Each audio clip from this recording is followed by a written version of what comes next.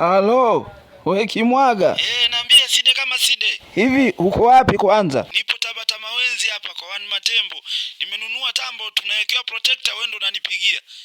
Aha, nilikuwa na kitu nataka nikuulize. Kitu gani hicho? Hivi, si unaufahamu ule msemo wanasema malipo ni hapa hapa duniani? Aha, sasa tutalipwa lini? Maana huu mwaka ushaanza vibaya huu. Na kwanza tunalipwa shingapi ili nipange budget vizuri? Yaani unajua Side, sijakuelewa. Hem, nieleweshe vizuri. Na si wanasemaga malipo ni hapa hapa duniani? Sasa tunalipwa lini?